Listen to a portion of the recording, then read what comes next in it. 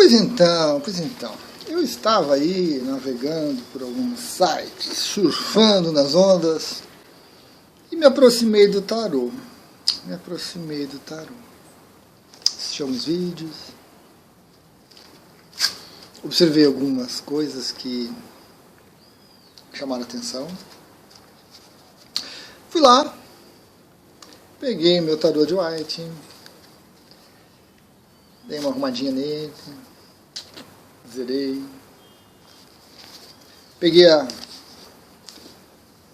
essa bela obra do Ney, 3 livros, muito bons, importantíssimo trabalho do Ney aqui. Ney Naif. Não sou tão íntimo assim para chamar de Ney, né? Não conheço ele pessoalmente. Assisti alguns vídeos dele já. Então, gosto muito do tarô.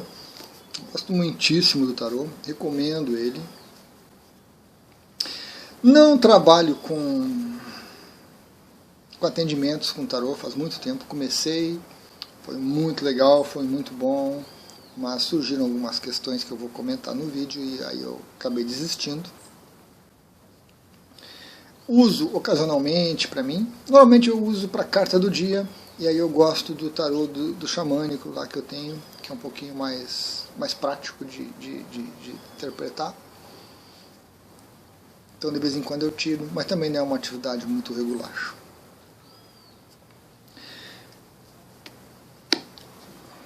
Nós temos uma divergência entre o pessoal do tarô, baralho, das cartas, que alguns consideram que as cartas e a tiragem das cartas é meramente uma interpretação dos símbolos que contém aqui, certo? Meramente isso. Então descartam outras influências. Nós temos uma outra vertente que diz que é tudo espiritual e as cartas são um mero meio de você se conectar com o espiritual, então não importa muito o que tem aqui, né? Simbologia. Eu já gosto de um caminho do meio.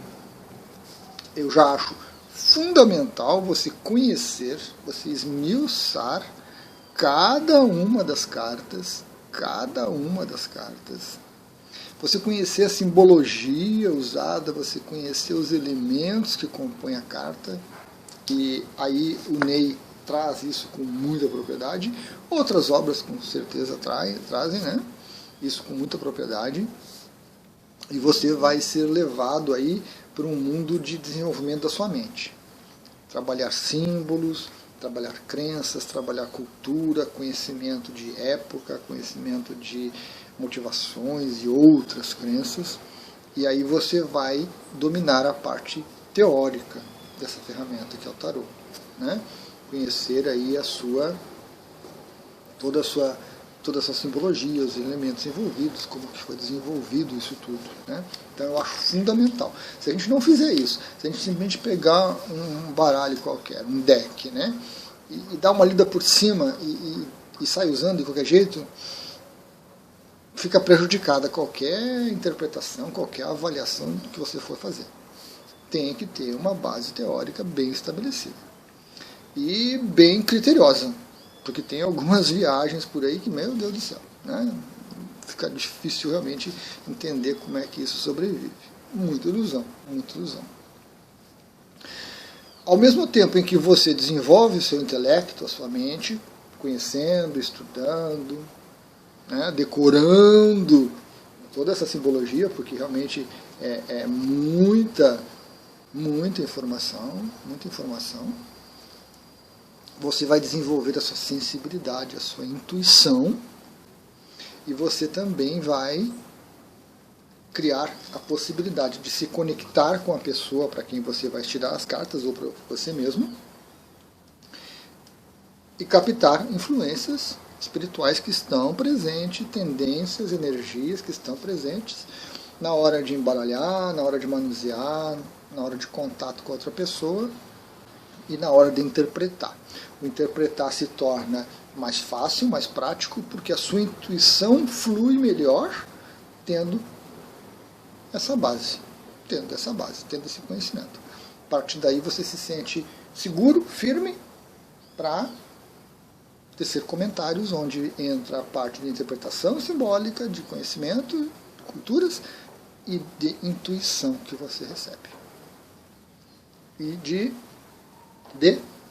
captar vibrações, captar aí radiações, tendências envolvidas nas questões que você está trabalhando.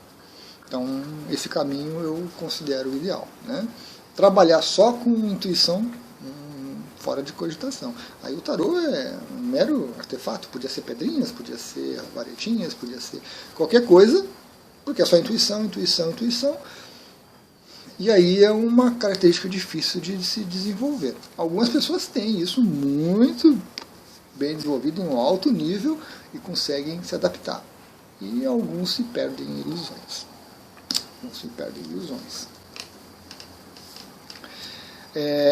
Eu parei de trabalhar com tarô, fazer atendimentos com tarô, porque até foi um dos motivos que eu parei um pouquinho também com a radiestesia. Porque o grau de ilusão que envolve é muito grande. Muito grande. Então, no meu entendimento, pode acontecer, eu já tive situações como essa, de você vai ali, faz uma consulta e você tem uma perspectiva da sua vida naquele momento, o que está acontecendo naquele momento, e pronto, acabou. Né? A pessoa que está colocando o tarô faz isso só. Ó, traz uma perspectiva, estou vendo isso, estou vendo aquilo, vai ficar grávida, o casamento acabou, vai perder emprego, vai ganhar emprego, vai ser promovido, percebe uma série de coisas que as cartas expressam, ajudam a entender, e você passa para a pessoa. Né? Então nós temos algumas pessoas, alguns tarotistas, alguns terapeutas que fazem isso muito bem. É um caminho legal. Mas não cai muito na minha maneira de trabalhar, na minha maneira de interpretar a vida e de viver, inclusive, né? Porque eu trago isso para a minha atividade. E o que eu percebi nos atendimentos com o tarô é que o nível de ilusão que as pessoas trazem é muito grande. Muito grande. Expectativa muito alta. E tem uma coisa que a gente tem que ter, quem trabalha como terapeuta, quem trabalha com essas questões, deveria levar em consideração, deveria valorizar mais, é que lidar com a ilusão do outro é algo muito, muito delicado. Muito delicado. As pessoas se impressionam, as pessoas se decepcionam, as pessoas criam expectativas. Né? Então, às vezes, você está alimentando coisas que não são muito reais, que são uma tendência, mas que não vão se concretizar por vários motivos. Às vezes, você está tirando as expectativas, porque a tendência está mostrando que aquilo ali não vai acontecer, é muito difícil, muito raro. E aí até a pessoa às vezes se empenha mais e faz acontecer à força.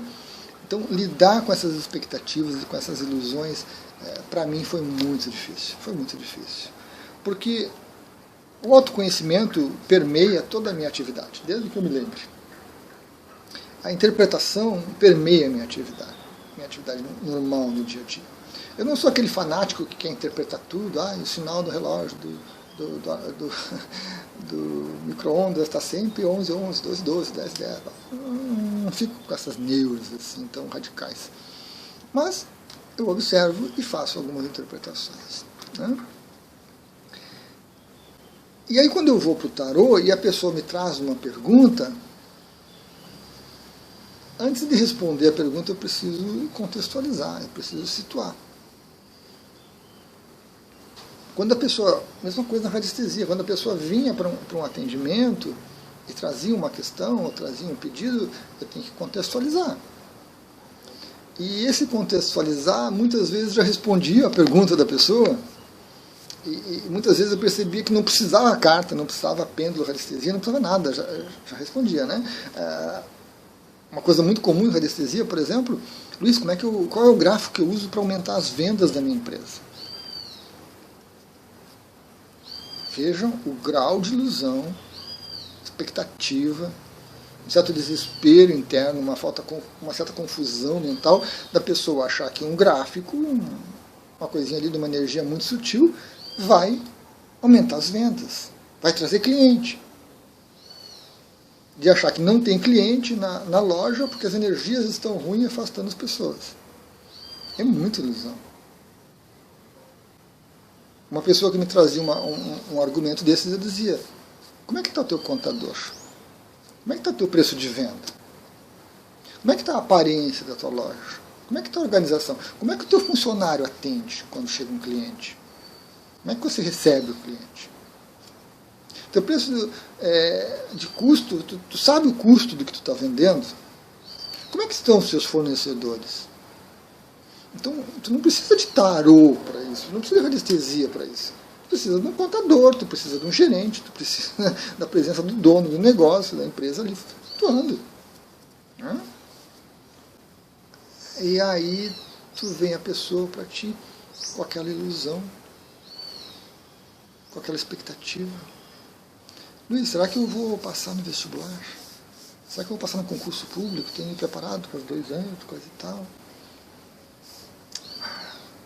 E aí as pessoas querem que as cartas digam, que as cartas tragam resposta, que eu interprete uma resposta positiva, porque quando a resposta vinha negativa, a pessoa murchava.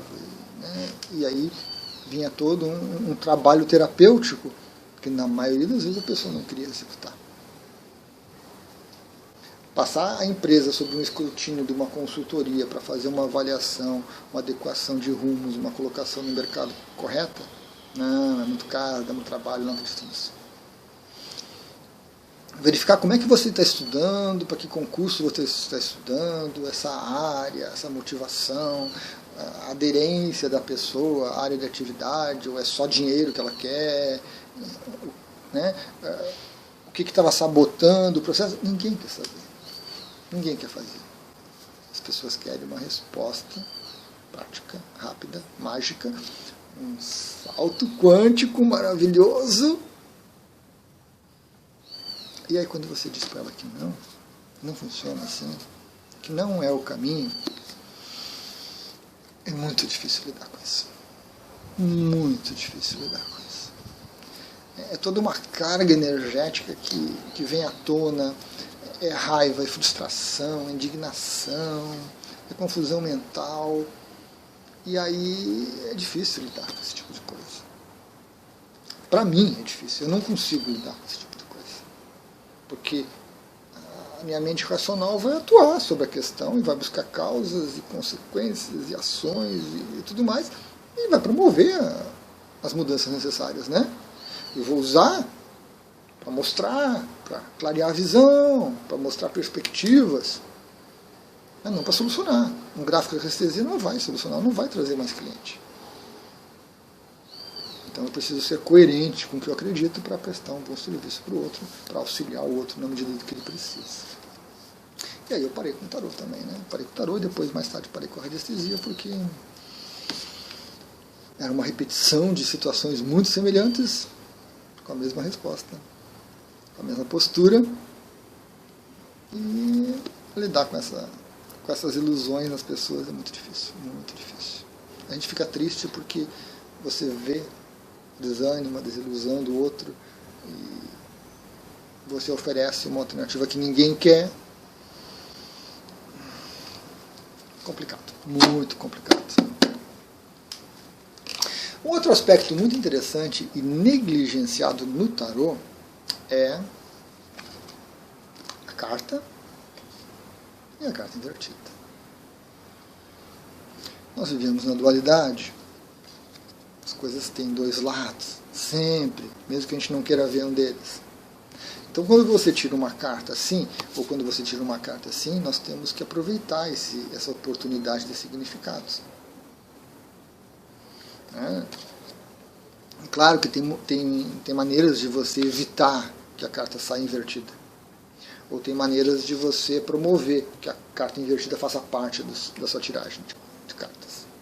Eu gosto muito da carta invertida, eu acho que ela é muito simbólica. Desde as coisas mais maniqueístas, né? A carta na posição correta, vai fluir, vai funcionar, vai dar certo, é isso aí. A carta invertida não vai dar certo, não é isso, está errado, não vai fluir. Básico, maniqueísmo é isso, até o que a carta, que deveria ter saído assim, sai assim. Sem essa coisa de certo, errado, bom, mal, né, coisa e tal. Não, o que quer dizer? E aí você vai usar a parte simbólica, a parte de conhecimento da carta, a interpretação, né, para ter a base. E a partir daí você usa a sua intuição, usa a sua análise, a conversa com o outro, consigo mesmo, para trazer uma interpretação.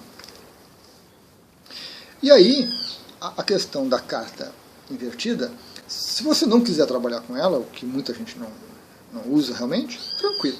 Eu me debati um pouquinho no começo, aí tinha até um vídeo no canal que uma pessoa trouxe uma sugestão muito legal, né? E que eu adotei, que eu faço o quê? Eu tenho todo o baralho certinho, todo o deck certinho, organizadinho, né? Todos estão assim, eu pego e inverto. E depois eu embaralho todas elas. Então algumas cartas vão sair invertidas, outras cartas não vão ser invertidas. Então eu repito esse processo várias vezes, né? Com vários... Opa. E depois eu embaralho. Então eu garanto uma aleatoriedade e eu garanto que algumas cartas saem invertidas, outras não. E aí eu aproveito muito bem essa possibilidade, essa dualidade que o tarô nos oferece. A carta correta e a carta invertida. Nem todo mundo aproveita, natural, muito tranquilo. Uma outra limitação que eu tive é que no começo eu não tinha esse livro do Ney, né? Nenhum dos volumes, não tinha estudado, não tinha muita informação, encontrava uma coisa aqui, outra coisa ali. O livrinho que vem com o tarô, ele às vezes é muito sucinto, é isso, acabou. Então não satisfazia a minha mente. Eu usava basicamente os arcanos maiores. Mas trabalhar com os arcanos maiores dentro do universo desses é muito pouco. Então, o universo é isso aqui, ó. É todo o baralho. Arcanos menores e arcanos maiores. Aqui está organizadinho. Então eu tive que buscar, tive que investir, estudar para entender os menores e aí poder usar a ferramenta dentro da plenitude. Né? Usar a ferramenta de uma maneira completa, porque os arcanos maiores têm um aspecto mais amplo, mais lento, e os arcanos menores são coisas mais minuciosas, mais do dia a dia e mais rápidas. Então, intercala. Né? Então eu vejo pessoas usando em separado, e a gente vai conversar um pouquinho daqui a pouco sobre método, ou só os menores, ou só os maiores. Né? Isso no caso do White. Tem outros aí, outros tarôs, outros decks que são diferentes. Então eu tive que me motivar um pouquinho para buscar o conhecimento, estudar, pesquisar, para poder aproveitar a ferramenta como um todo. Um outro detalhe muito interessante é o método. Não tanto o método de tiragem de cartas, que tem vários métodos, você pode escolher qual que você gosta mais, com qual você se adapta mais, alguns são rápidos, alguns são mais demorados e tudo mais. Mas o método de trabalho, né? Então, por exemplo, eu vou usar agora uma questão que eu vi agora recentemente. Aí nesse meu passeio eu encontrei alguns canais de tarô tirando as cartas para resultado do jogo de futebol. Como o futebol agrada quase todo mundo, tem uma boa visibilidade, tem uma boa atração de público, retenção de público, coisa e tal. Né? As pessoas querem saber, até para poder apostar, às vezes, nesses sites de aposta que estão se proliferando cada vez mais. E aí, a pessoa vai analisar um jogo. Né? Ela pega o baralho, tira 4 cartas para um time e 4 cartas para outro. Tudo é método, tudo é fácil com método, tudo é difícil sem ele. Aí a pessoa pega as 4 cartas e avalia o time A, pega as outras 4 cartas e avalia o time B. Por exemplo, eu acho que isso é um método equivocado. eu acho que você pega o tarô inteiro e tira 4 cartas para o time A. Interpreta. Fecha, baralha. Tira 4 cartas para o time B. Todas as possibilidades para o B, todas as possibilidades para o A. Isso é método. Na hora que você tira 4 cartas para o A e 4 cartas para o B, você está limitando. Né? O segundo time fica limitado. Aquelas 4 cartas que poderiam estar aqui também não vão estar ausentes. Isso é um erro de método, né, na tiragem. Ah, Luiz, mas eu vou tirar para o jogo como um todo. Como será o confronto dos dois times? É você tirar 4 cartas para o jogo. Método. Ah, como será o time A? Tira as cartas para o time A. Como será o time B? Tira as cartas para o time B. Certo? Então essa questão de método, ela é extremamente significativa. Porque senão você confunde as coisas, você limita os resultados. Isso aqui tudo, todo esse universo aqui, tem que ser usado para uma situação. Depois todo ele para outra situação. A mesma coisa na tiragem de cartas, que é sequencial. Alguns baralhos, alguns tarôs, alguns decks se adaptam a isso, a uma tiragem sequencial onde você vai interpretando. Você vai trazendo uma perspectiva da realidade. Método. Agora, muitos precisam que você... Qual a questão que nós vamos observar agora? Vida profissional. Aí você tira do baralho todo, faz uma avaliação da profissional. Acabou? Junta, baralho de novo. O que nós vamos ver agora? Então é preciso cuidado com isso. A gente vê por aí as pessoas confundindo, usando uma metodologia errada de trabalhar com as cartas. E aí compromete os resultados, compromete a interpretação. É muito complicado, porque você tira um monte de cartas aqui, depois a questão já mudou, o aspecto já mudou, você continua tirando as cartas. Mas e as anteriores não vão afetar isso aqui? Com certeza vão. A falta delas vai atrapalhar. Então é preciso cuidado. Né? É preciso cuidado. E um outro aspecto, que é bem marcante, que eu também observei, a pessoa tinha 5, 6 decks ali. Aí queria uma resposta a alguma coisa, pegava um deck, tá isso. Agora vamos ver com tal coisa, agora vamos ver tal coisa. Ia misturando. Muito complicado, muito complicado. Quando você usa o tarô de White, por exemplo, você se conecta a toda uma base de conhecimento, você prepara a sua mente para captar aspectos ligados a isso, a interpretar essa cultura que está envolvida com White. Quando você pega um baralho cigano, as cartas ciganas, por exemplo, é um outro contexto, é uma outra sintonia, é uma outra interpretação, uma outra simbologia. E não dá para fazer isso pá e bola. Não dá. Você tem que ter um tempo para desconectar desse. Se conectar com outro. Método. E não adianta você ficar falando do tempo, da vida, do dinheiro, tá aí, vamos tirar a carta. Não dá isso. Né? Eu estou comentando isso assim, genérico, que a gente vê por aí, mas a gente pode ver no nosso dia a dia. A gente está lá ansioso com alguma coisa, isso aqui, eu tarô ajudava, não dá, não funciona.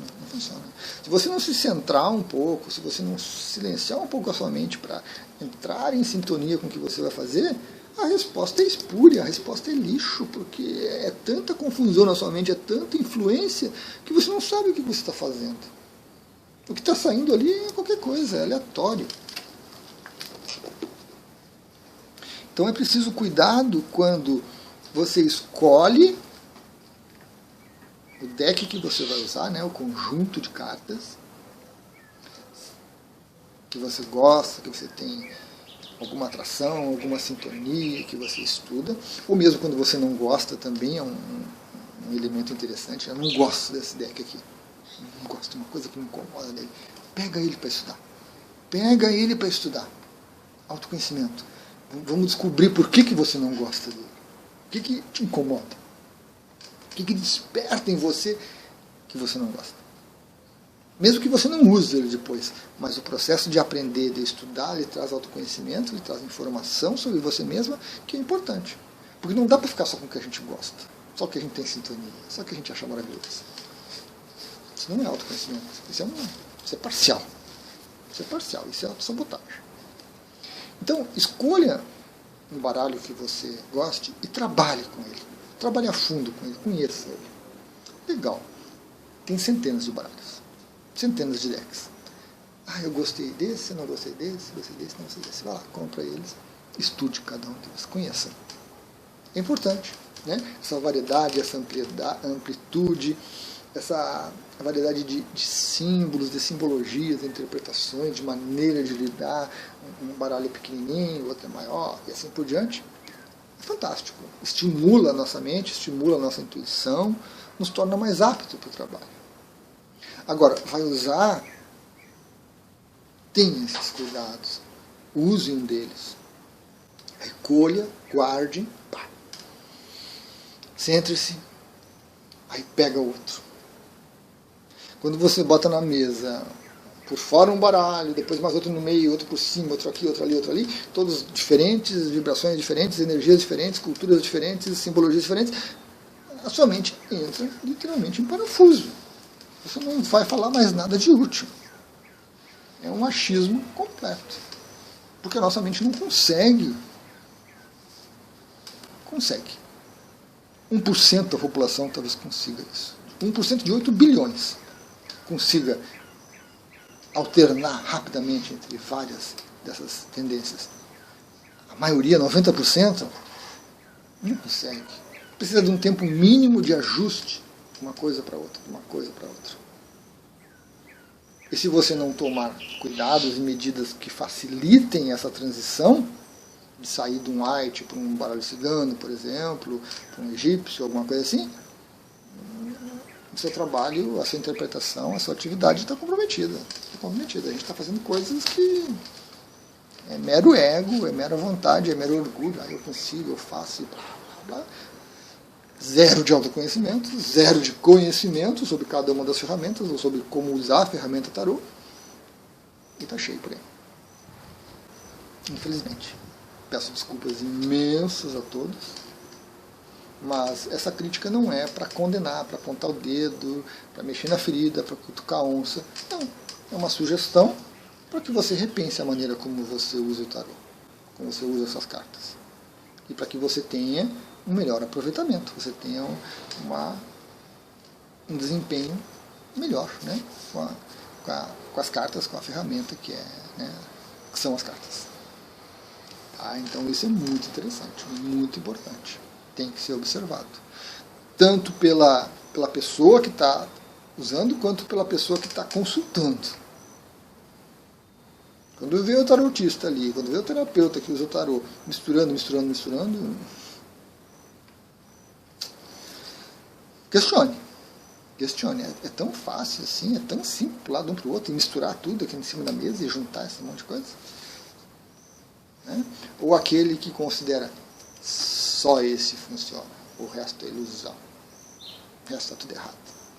Opa, o tarô de White é excelente, eu gosto muito, recomendo que você comece com ele, exatamente porque tem uma base muito bem estruturada, mas não é único, nós temos centenas de decks, alguns muito bons. Então você vai gostar de alguns e não gostar de outros. Mas você estudar e aprender e trabalhar com eles é fundamental, é necessário. Autoconhecimento, desenvolvimento da mente. Esse é telemarketing. Pois então, tinha mais uma questãozinha sobre o tarô. O tarô é muito absorvente, né? É uma coisa assim que você tem que se dedicar. Então, você pode ser um ótimo terapeuta usando tarô, mas não só o tarô. Porque uma coisa é você aprender a ferramenta, usar a ferramenta, tudo legal, muito bem. Outra coisa é você ser um terapeuta. muita coisa de você ser um terapeuta. Né? Lidar com as ilusões, lidar com a cobrança, lidar com o acolhimento, saber o momento de falar alguma coisa, saber o momento de comunicar alguma resposta, alguma observação, saber o momento de ouvir. Então, se tornar terapeuta e usar o tarô como ferramenta exige mais capacitação, mais qualificação, mais desenvolvimento de qualidades e atributos que nem sempre você tem. Lidar com o outro é muito complicado. É muito complicado.